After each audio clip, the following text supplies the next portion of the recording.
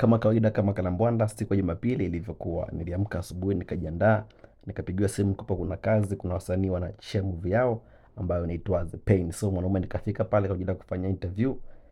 Mwana Mr Connection nikamwachia kipaza.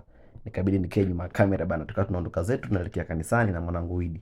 Bana conductor wa gari hayupo, kwa hiyo Widi ikabidi awe conductor wa hilo gari, wa hicho kidala bwana. Bana, mvua ikawa kubwa kinoma, kama unavyoona mvua ilikuwa ni hatari. Nipiga mvua ya kwenda mwanetu. Tukashuka zote kwenye kidala, kama unavyoona mwanaume hapo nimeloana na stand yangu. Nimetoka kufanya interview, hapo naelekea kanisani kwenye ibada ilipo majira ya saa 9 hivi. Kama saa 10 kasoro tunaanza kwenye ibada. Maji ni ya kutosha, yani barabara nzima maji ni kama nyuki, maji kama yote. Mwanaume nikabidi nirudi maji, niombe mwamvuli kama unavyoona hapa. Mdada naye nenda kumwomba mwamvuli, kumbe anapanda kanisani. Ikabidi nikanyage maji, niloane mwanaume. Kama unavyoona nikapanda zangu ngazi huyo na stand yangu na begi langu la gichuno naelekea kanisani.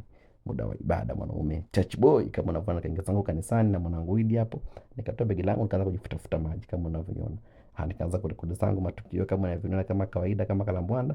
Mwanangu Wida ananichukua video. Sasa mwanangu Wida amekaa pembeni, mwanangu haelewi kitu chochote yani hapo. Alikuwa amekaa nyuma akapelekwa mbele na mtumishi. Wida hapo haelewi, mwanangu anashangaa tu mataa. Akaniambia mwanangu, mimi sielewi, mimi nataka nicheze mbele kama unavyomwona hapo Wida. Watu wanaimba na kusifu, yeye amekaa anashangaa la sasa kielewi. Akaniambia mwanangu, vipi? Mimi nacheza bana kama unavyoona Wida hapo. Mwanangu, mimi naondoka sielewi hata kitu yote. Akanirekodi pale clip ya mwisho akaondoka zake. Haya bana, mimi nikashuti nikamaliza kushuti kama unavyoniona hapo. Na watu wameshaondoka pale ibadani, wakanapiga nyimbo fulani hivi nikanacheza na mimi namsifu Bwana kama unavyoniona na madamu wangu hapo. Tuna enjoy tunacheza zetu pale, tunafurahia. Baada ya kurekodi hapo nini kama unavyoniona, nataka nianze kuedit video zangu. Haya mara kidogo akaja, jamani tupigeni picha, na bwana mnipige picha King Muhammad, tupige picha. Nikapiga picha pale kama unavyoniona kama kawaida kama kalambwanda. Nikapiga picha nikatulia. Sasa ikafika muda wa kuedit video bana. Hiyo ndio siku ya Jumapili ilivyokuwa.